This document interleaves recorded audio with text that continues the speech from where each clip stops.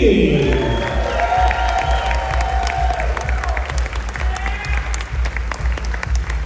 There you go. Wow, hello everybody, how are we doing today? Awesome. Have we been having a great convention so far? Cool, cool. Well, I am so excited to dive into Andor with these two brilliant actors who helped make this show one of the boldest and most grounded stories we've gotten in Star Wars. How many of us loved season 2 of Andor? Well, I want you to keep that energy because without further ado, I would love to introduce our two panelists today, Kyle Solar and Piero Neil Me.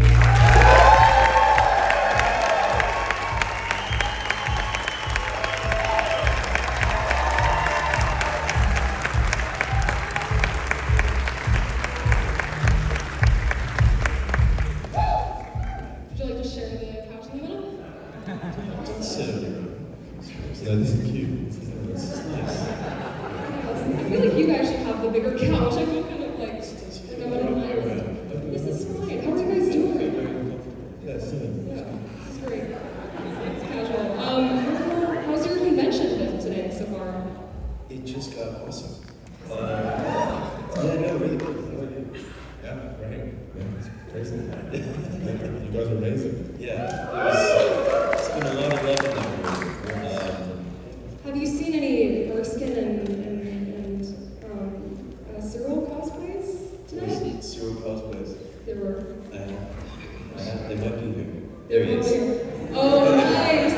Cyril Nice! and Dedra. There they are. Amazing. No one has ever busted out how should I say this? The tie that's missing the knot. You're the first. Well done. That's a good one. Have you seen any No, I've seen Mom. Yeah, Mon's there. Yeah. today? I've seen it Oh, today. yes, on the back. Yeah, flashbacks. Very cool. That's my boss. Mr. Fox, exactly. Yeah. Well, My boss on the weekend. yeah, right, exactly. Well, I'd love to first congratulate both of you on your Emmy nomination for Outstanding Drama Series.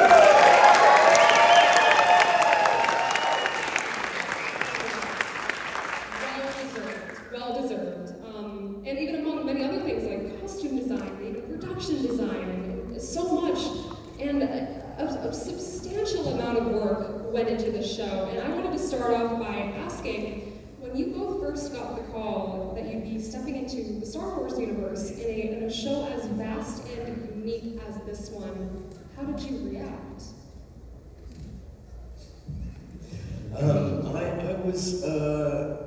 It was weird for me because I was in New York doing a play, and it was right as everything was shutting down.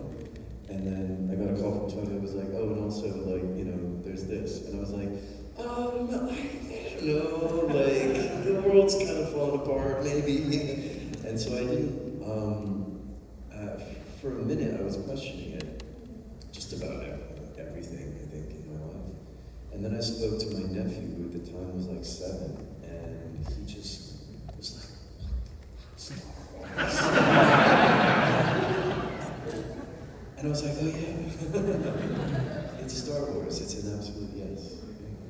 Yeah. So you were a fan before you even got into I this? grew up watching the original trilogy way too young, with my older brothers burning out the VHS tapes on weekends. Just, yeah, I loved it. Good times. What about you, Piero? Yeah, I was absolutely thrilled. Yeah. I was a big fan of Star Wars all my life. I was a big fan of Andor. I was a massive fan of the third series. Because you only came in on the second season. You had that time to watch the first season. Yeah, and I was watching the first season as the VSIM came through, as the email came through. But it was that untitled Disney project. I was watching Andor, and I was reading this and I was like, oh man, I wasn't listening to Andor. And so I was like, untitled Disney, I said Disney, I was like, oh no. And I looked at it, there was a stock scene, it was a sort of scene about a disruptive left-wing MP, and set into a village, and I was like, that's my mouth, man.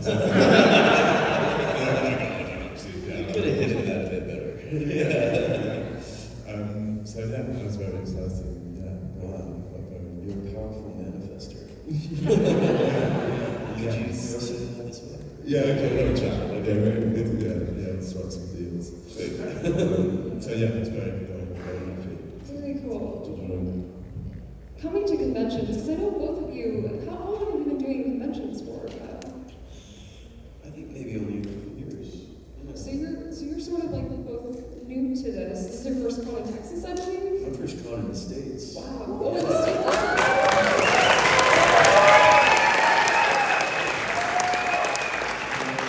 Very happy that it's in Texas.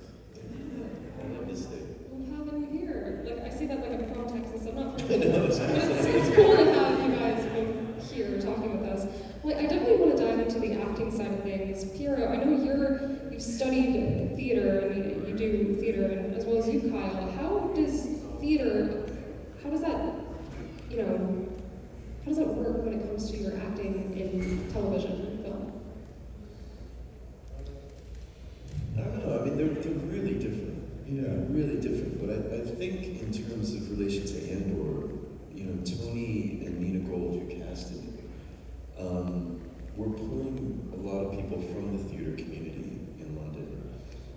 And I think that there's a sense of how you build a kind of company. And I think that's what they were doing. And so like they really built a troupe of actors that could work really well together on text that is actually quite chunky and difficult and really sophisticated. And that's not to say that if you're just a screen actor you can't do that, but I think maybe there was something that people who also do theater could lend to the story. Yeah. It was a change for me. I've actually predominantly done theatre. And then the TV stuff that I've done was always like a few days here and there and something, like being like a day player. It was sort of hard to find a rhythm in it, but that's what actually used that. That's what after coming off Andor, that's the first time, it's the most satisfying job I've ever done. And even for like the small part I was in I came over and that's the closest that's ever felt to like being in a company about it. It's like being in a theatre company because everyone's so dedicated all the time. But it was a big learning curve to how to sort of like, bring a sort of theatre into TV and sort of learn sort of all the sort of camera stuff. But you're working with so many like amazing people who are so generous to death. It's a big learning curve. Because I know Ben Mendelsohn and of course Denise Gough, like they're also theater actors, right? So it's amazing. Beautiful things can come of a theater troupe in a way. It's beautiful, truly, seriously, and especially with Tony's script. I mean, you guys had so much to work with. I mean, not only with the drama side, which we will get into, but it's really tough to find humor in a show as serious as this. So in the brief moments where there was humor, it just hit so hard. Like the timing was perfect, and I think you know what I'm about to say. Especially in the scene where you, Kyle, it cuts to you just sprawled out on the bed. And I feel like I've done that at least once at every single family gathering. That's like my Thanksgiving pose. Was that in the script? Or I'm going to take a quick 10. I'll see you in a minute. Right. Was that in the script or was that completely improvised? No, it wasn't in the script. I find Cyril quite funny. He's a bit of a weirdo and in a good way.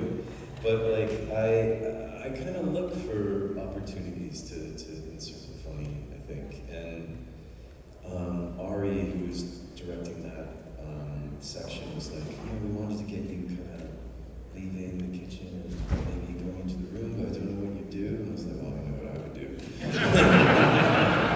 I've been here before, man, like you. and so I suggested that, and the interesting thing about that is like he loved it. It was absolutely perfect. But then when Tony got the rushes that evening, he was like, what is this? Like, what is going on? And he put it into the context of the scene. He was like, oh, amazing, right? Yes, of course. And then the execs were like, no, we don't understand that bit. And Tony was like, watch the whole episode, assholes. And they did, and yeah, it's like... It it's just the whole relationship between you and Deidre is so, and I mean this with full respect, weird. It's so weird, but it's so good. I'm glad you said weird, because if you said it was normal, that might be a little... Yeah, right? Yeah. Right? Well, I would love to dive into the costumes, because of course Andor is also nominated for Best Costume, so exactly,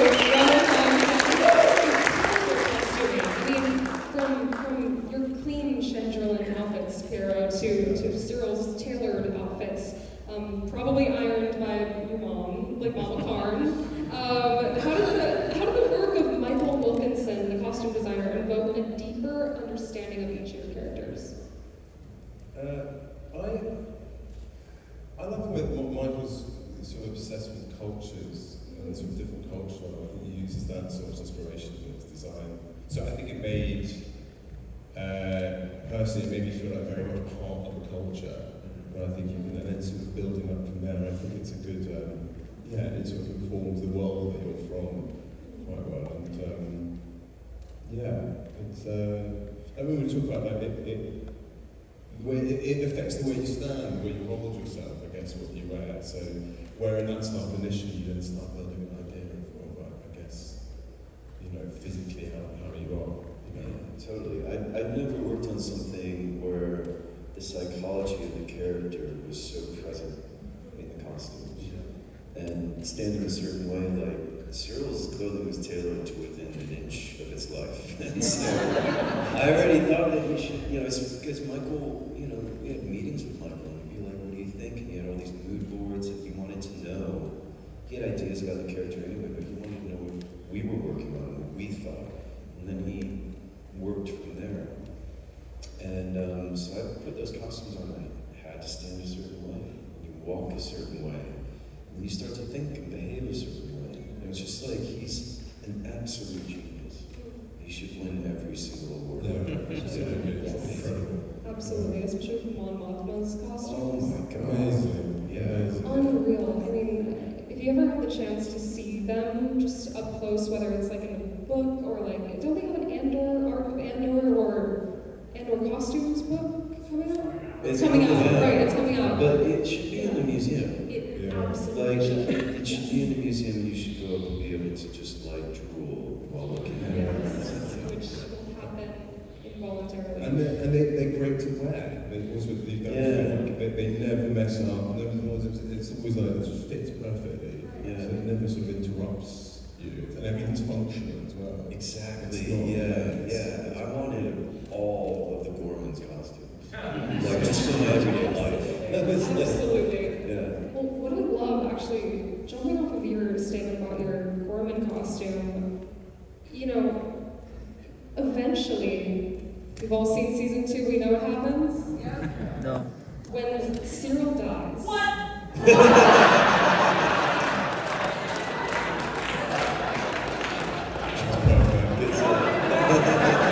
I mean, you had to know that was coming. Yeah, I was going to do it. Hilarious. Perfect timing. Please be a comedian. Well, when he dies, unfortunately, we see his perfectly tailored costume just affected by the Gorman massacre.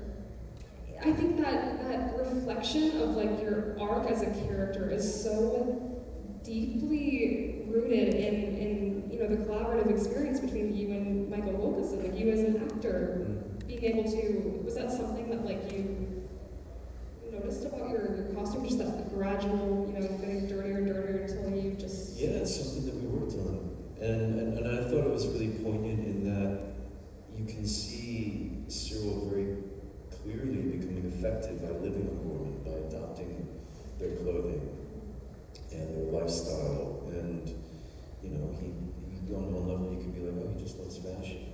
But actually it's deeper than that. It's affecting his soul and his heart. And he starts to change and become aware of a different way of thinking and being.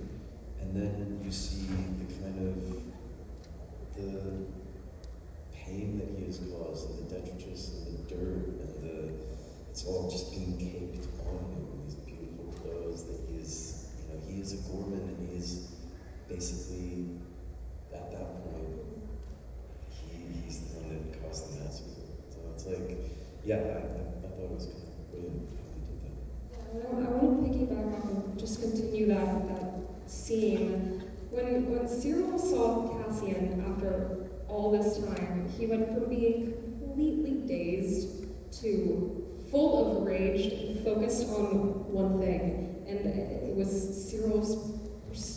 Cassian was right there, and it just, from my perspective as a watcher, as a fan, it destroyed his entire life. And in that moment, I feel like he knew it. That's what came across, at least, especially when Cassian was like, "Who are you?"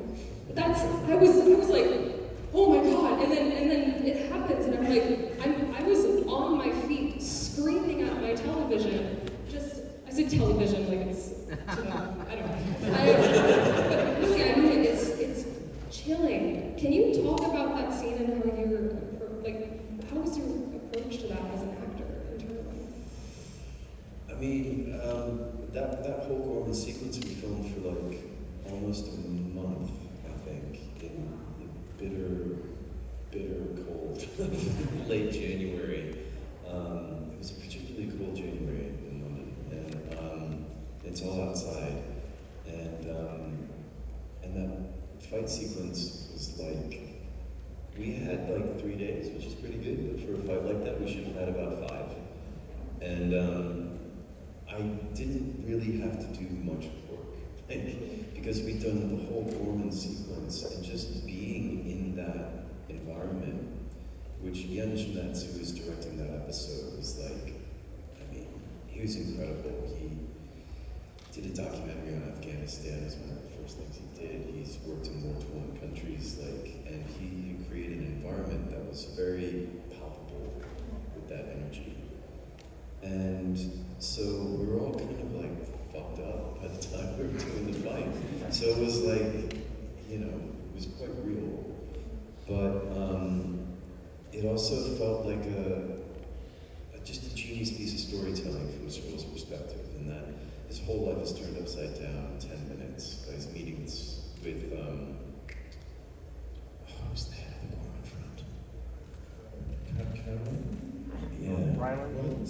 Rylance. Thank you. God. Strike one. Won't be coming back. Okay, Rylance.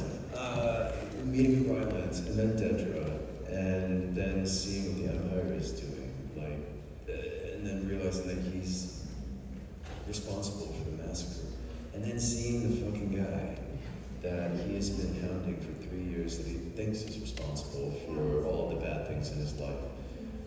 And it unleashes this kind of superhuman rage of all the things that he's bottled up since he was a kid. And so it was wild to film that whole thing. I mean, it was like, going from 0 to 60 in like 2 seconds. Watching it. Yeah. It was such an unexpected moment. And I did wonder, like, reading it, I was like, fucking hell, does he really go after Cassidy at this point? Like, he's, someone asked me a really amazing question earlier, like, if he hadn't seen Cassidy, what would he have done in that moment? What would he have done? Yeah, man, I'm fucking... I do wonder, like, would he have, I don't know, would he have picked up a blaster and, like, started to fight back? And he's so dazed in that moment, the thing that snaps him out is Cassidy. And he kind of re-triggers this animalistic response in him. But, yeah, if he hadn't seen Cassidy, I don't know. Do you think he was thinking of Deidre at all in that 10 minutes? Was he thinking of Deidre at all? I think in that sequence where he's just dazed and looking at everyone, it's everything. The Empire to him was a kind of surrogate father figure. He was so indoctrinated since he was a child, living in Coruscant. And to have, it's very hard to kind of consider this, but like, everything that you held to be true is false and was a lie. It's really hard to comprehend. And then like the person that you have actually, Denise and I decided that Cyril had never been in a relationship before, so the first person that he had ever like had a connection with was using him as well, was being used by the Empire, kind of being used by his mom, kind of being used by everybody, and like, you know, that's soul crushing. So I think Dedra's swirling in there, the Empire, you know, what he's done to Rylands, and the Cormans, you know, and what is his life? You know, he's this pawn, he's this patsy that's being used, and you know, nobody knows who he is. So that was a long answer to say yes. I think he's thinking about Dedra at that moment. Don't even apologize. We love hearing about this character. It's such a deep character. Each character is.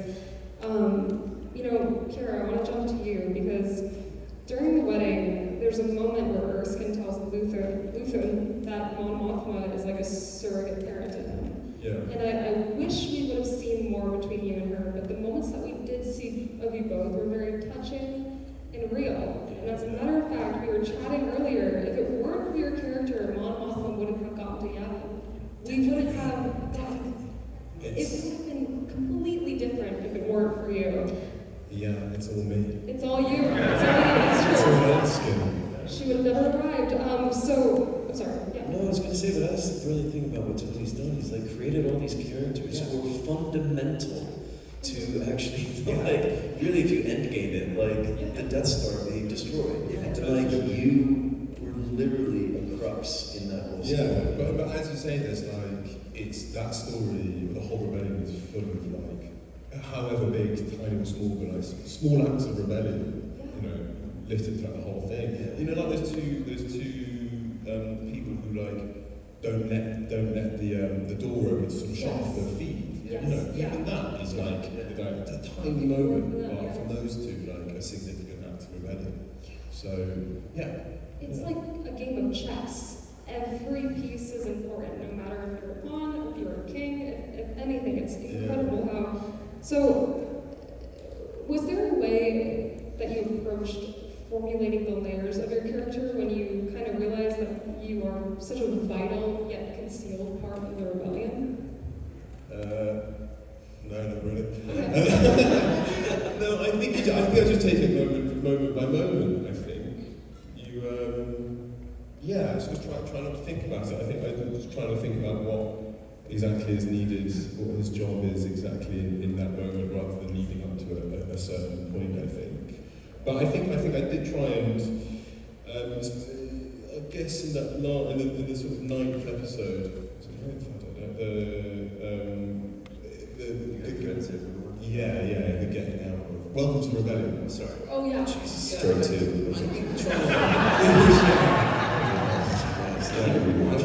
Probably doing this without it.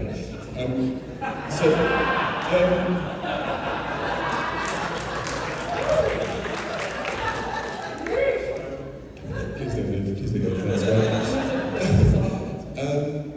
So I think I tried to build sort of pressure through it, and I think that's just storytelling that Tony put in, and that sort of building that pressure going through. But no, I don't think there was a process of his having an impact for rebellion. I think moment by moment, because it's all, especially that episode, you don't know, all sort of coping with the moment as it happens, rather than the plan is always sort of quite hazy. So Luthen's plan there is, the extraction and stuff. It's all decisions are being made on the fly, and I think that just adds to the sort of tension. Yeah.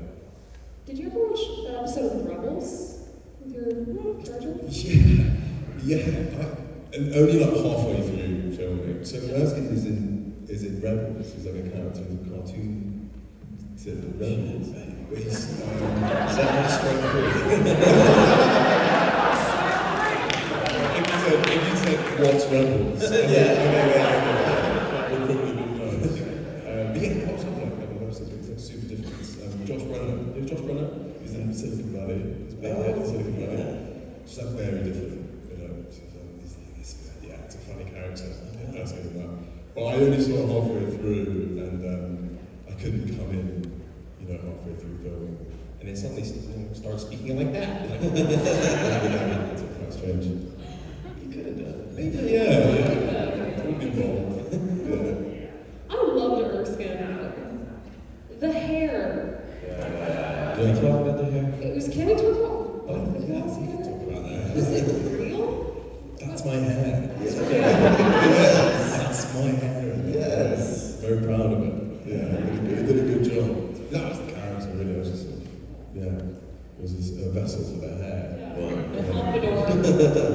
yeah, as I told you, he's a big Johnny Cash fan. Yeah, right. It is very Johnny Cash now that I think about it. Yeah. I love it. Let's see. We touched a little bit about the sets you mentioned, like walking through Gorman and having to deal with, the cold and everything, but it was a beautiful set. I mean, the scale, you can really tell. I mean, everything was real, right? All the sets were just... Gorman was the back lot of Pinewood. They built the entire plaza, the colonnade, walk around, the cafe, the hotel. It was massive. It was huge. And in season 1, they built the town of Ferrex. Like that was entirely built. And then the genius thing about what they did, and this is why it cost so much fucking money, but they built loads of sets where they found locations that they then could just tack in a little bit of CGI in the background. And that just brings everything into a rooted, grounded reality. And you feel it, I think, when you watch it. It makes a difference. It's such a massive part of the show that makes it so amazing. Visually, it's as real as the content. Yeah. Did you each have a favorite set that you worked on? I kind of liked the Senate. I got because it was in Valencia. It was really nice to be in Valencia.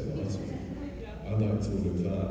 Yeah, and Chandrilla, that Andor, this wedding bit, Chandrilla, is super cool. But the coolest thing about that is that they filmed the exterior stuff in Montserrat, when they sort of going on a hike.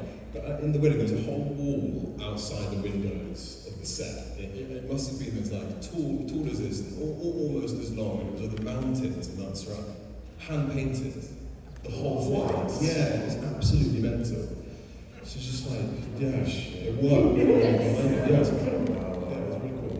Hand painted. Hand painting. That's the way they used to do things back in the day. Yeah, it was old school. Wow.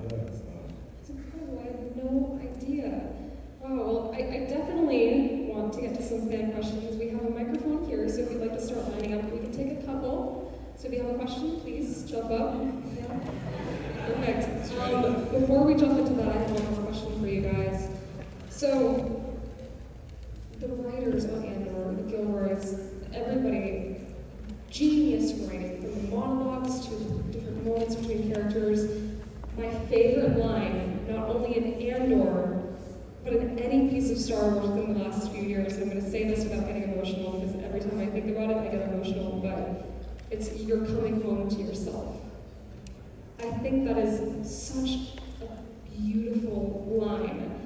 So my question is, how do each of you come home to yourself after, whether it's a long, stressful set day or a long convention weekend? How do you come home to yourself? I run over the questions that I got wrong, the information.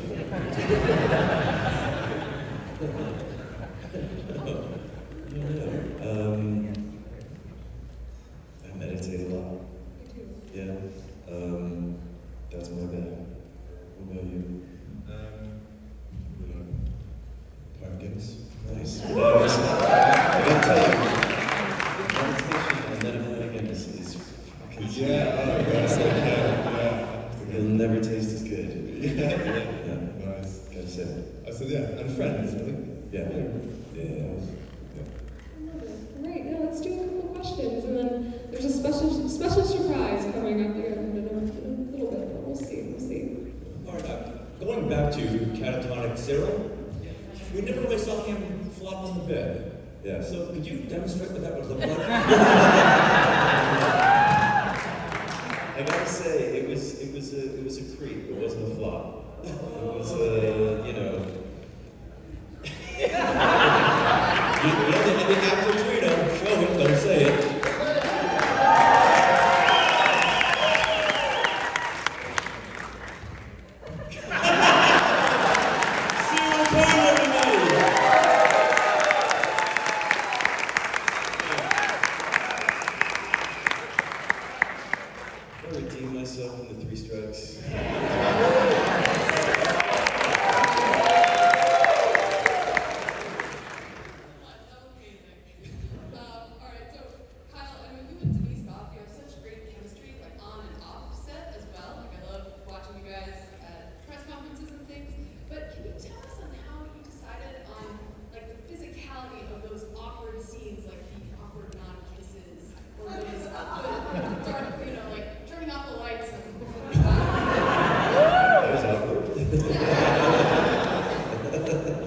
we just tried to outwit each other.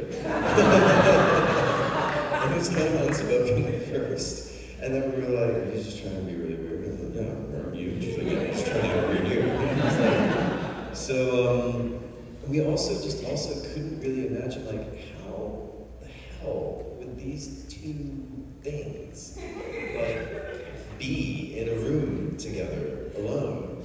And when we got told that they were having a relationship before season 2, we just kept on going like, what does that look like? And I think that just naturally led into, well, we're just gonna be really weird with each other. Yeah.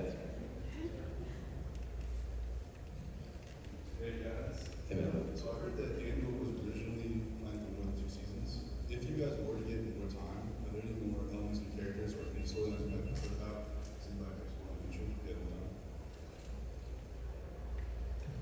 time. Yeah, I guess I'd quite like to see myself like in a rebels get up. I'd like to see myself like on the admin maybe, sort of doing stuff. Yeah, sort of doing stuff behind the scenes, like doing these like iconic locations. I think personally would be one. Yeah. I mean, there's loads of stuff with these time gaps that happened. I mean, I think it was a joy to play because I'd never been in something where you just kind of have to drop in for a couple days and then there's a year later to drop in for another couple days. But I don't know. I mean, definitely like I'd love to know what it looked like for Cyril to move in to Decker's flat. What would that have looked like? Moving the sofa around the corner and stuff.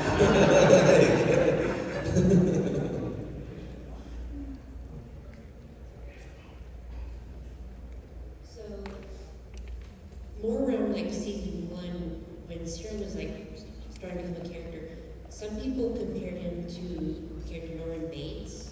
Was that like at all inspiration, or was that just a complete coincidence?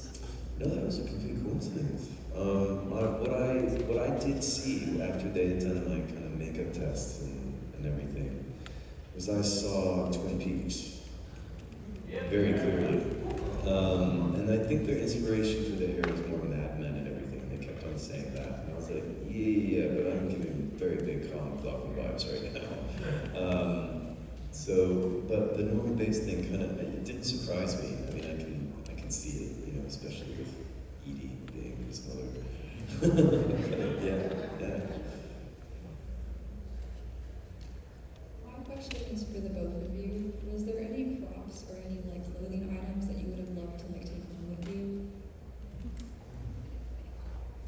All of it. All of the clothes. Yeah. I wish I could have taken something away. I mean, when would I have worn any of it? Never. But yeah, it would have been cool. Don't lie. Yeah. Just like around the house, cooking eggs. Yeah. I would have taken all the clothes, 100%. I really loved my Pure Morlana outfit. I have a real soft spot for that. I would have liked to have done that. We were on to Disneyland, but the Star Tours outfits that they have there, that's what it reminded me of. Oh yeah. Cool. Well, thank you. Thank you. Okay, so also obviously obsessed with costumes. My question is, one of my favorite parts with the costumes is in the first season where Cyril adds the extra tailoring and the extra trim and everything. Do you have any background on that? Was that Michael Wilkinson's idea?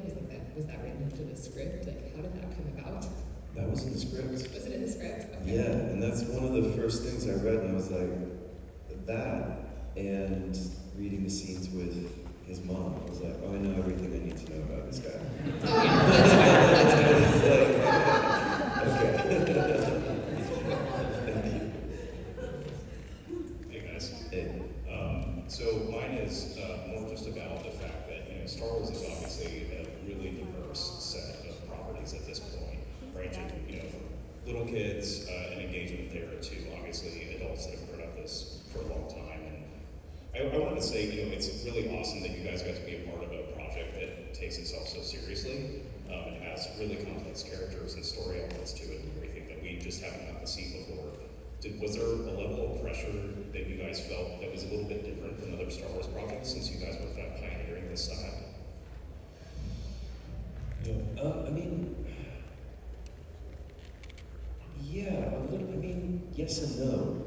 I think when we started season 1, it was such a unique time to be filming at the end of 2020. We were one of only a couple things filming at that time, and the way the kind of culture that Tony had established was, yeah, we're doing Star Wars, but we're doing our own thing, and I got you, you're fine, and don't think about all that other stuff.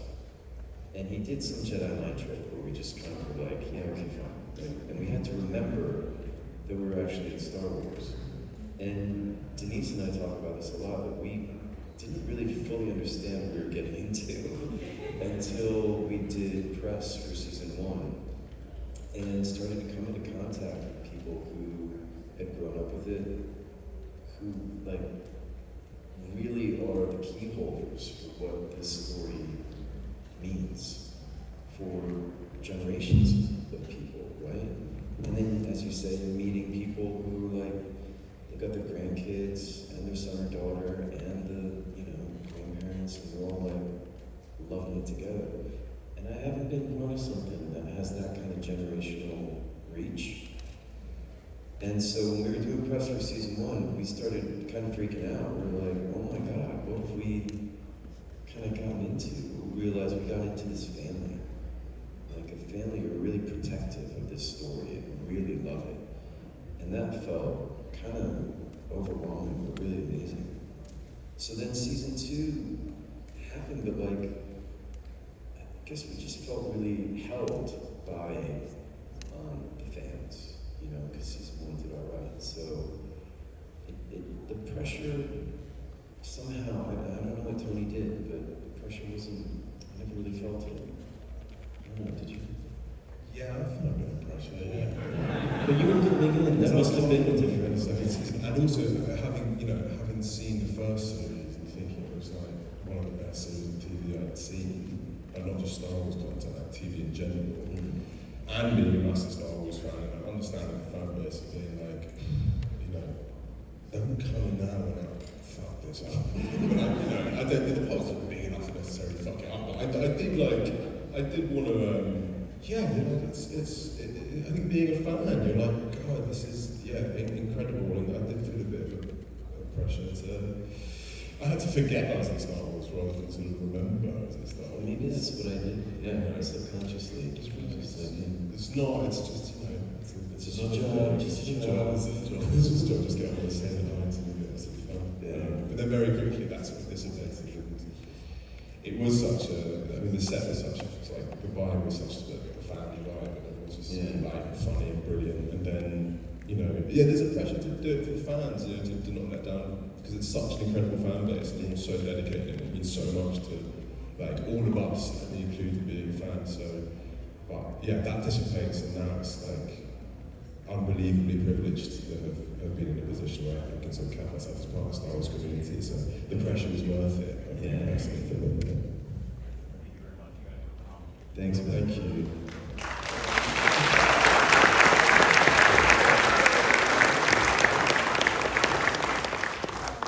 Questions, everybody. Incredible questions. Oh my God. I would love to. Thank you very much. Cool. Thank you.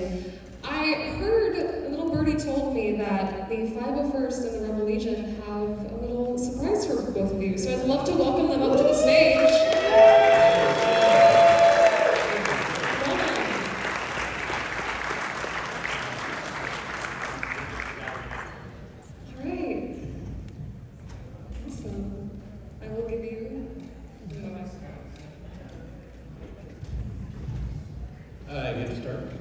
I'm Brian. I'm the Kessel-based commanding officer for the Rebel Legion. And Kyle, it is my distinct privilege and honor to induct you as an honorary member of the Rebel Legion.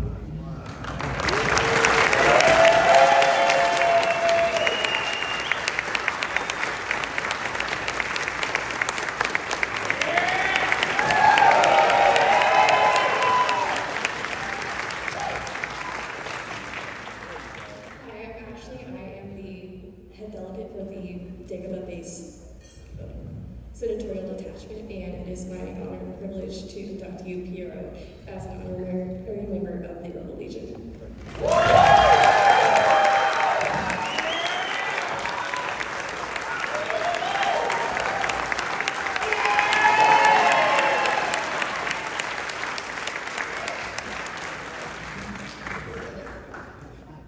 Piero, I am Rebecca Price. I'm the North Texas Squad Lead in the 501st.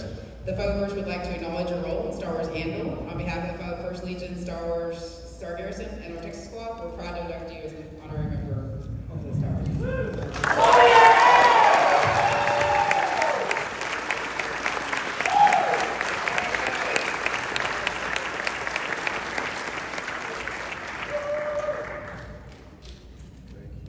Thank you guys so much. Wow, that's an unexpected surprise. Absolutely. Well, thank you so much, guys. It means the world, honestly.